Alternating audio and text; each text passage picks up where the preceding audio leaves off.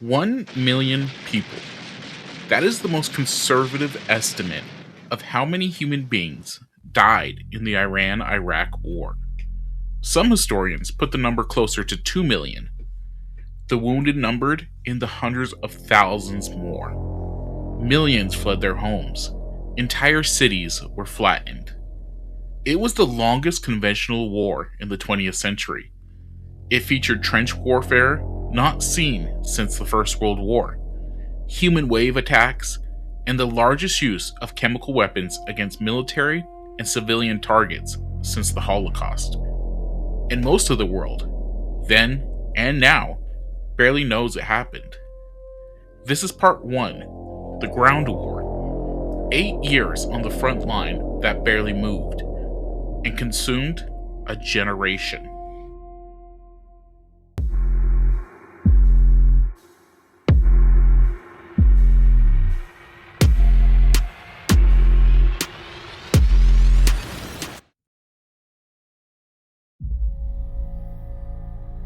In 1979, Iran's revolution terrified Saddam Hussein.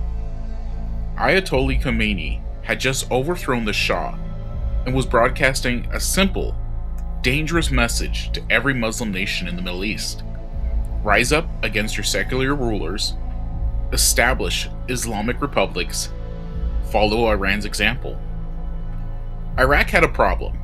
60% of the population was Shia Muslim, the same sect as Khomeini's revolution. If that message caught fire inside Iraq, Saddam's Sunni-dominated government might not survive. He also saw opportunity. Iran's revolution had just purged most of its senior military officers. Its army was in chaos. Its air force lacked spare parts for American-made aircraft. A country that had been a regional powerhouse 12 months earlier was now, in Saddam's estimates, a wounded animal. On September 22, 1980, Iraqi forces launched airstrikes on 10 Iranian air bases and crossed the border with 5 divisions. Saddam expected it to be over in 3 weeks. He was wrong by approximately 7 years and 11 months.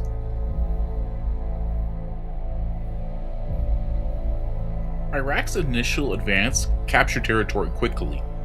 By November 1980, Iraqi forces held significant portions of Khuzestan province and had besieged the city of Quraysh, Iran's largest port. What they found inside Quraysh was not a broken army, it was a city that refused to fall. Street by street, building by building, Iran's regular army, disorganized, purged of its senior officers, was joined by the Revolutionary Guards and Basji volunteer militia, who compensated in their lack of training with willingness to die that the Iraqis hadn't anticipated. The Battle of Khorramshahr lasted until late November. By the time Iraq took the city, it lay almost entirely in ruins. The Iranians called it the City of Blood. By December 1980, the Iraqi advance had stalled. By mid-1982, Iran had launched coordinated counteroffensives that drove Iraqi forces entirely back across the border. Operation Fad al-Mabuk broke the siege of Susangur.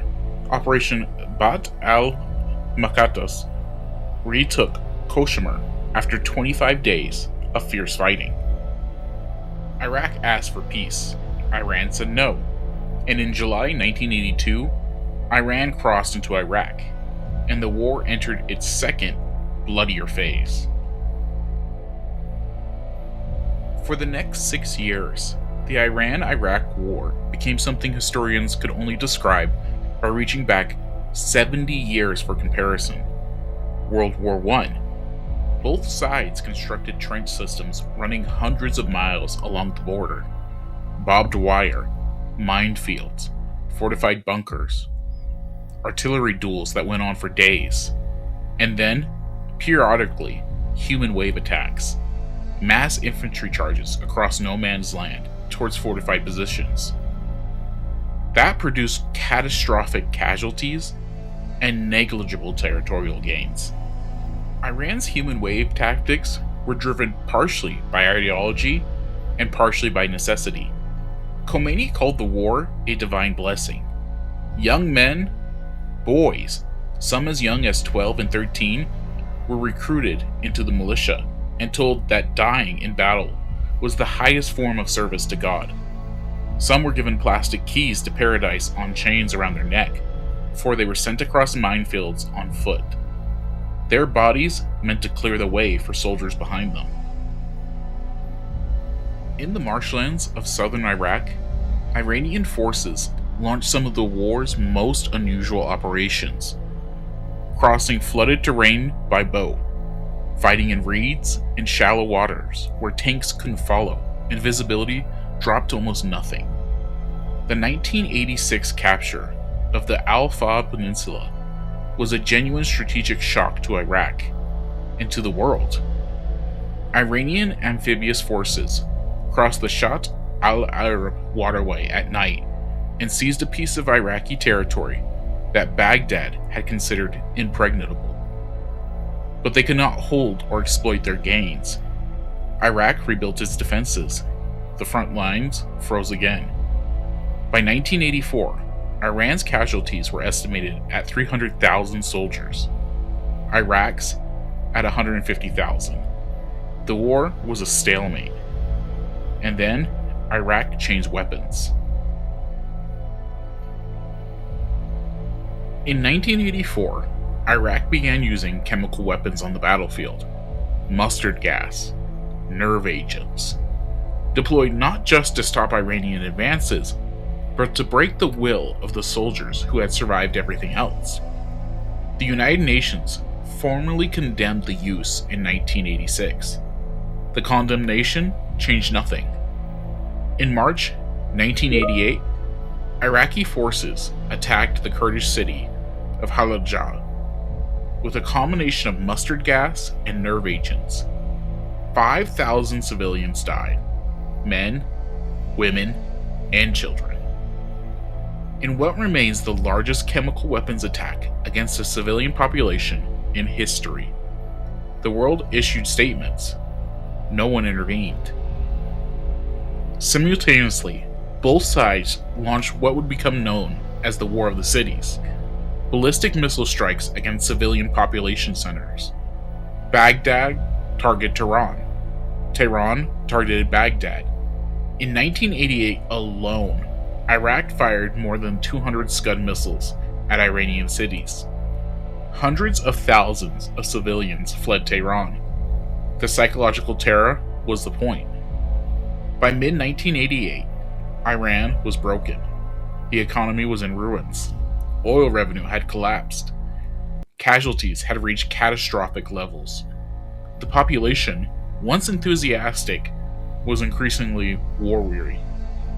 Iraq launched a series of ground offensive. Operation Talaqwan al-Ala, that pushed Iranian forces entirely back across the border. On August 20th, 1988, Khomeini accepted a UN ceasefire. He compared it, publicly, to drinking poison. The borders were exactly the same as they had been in September 1980. Between 500,000 and 1 million people were dead. Nothing had changed, except everything.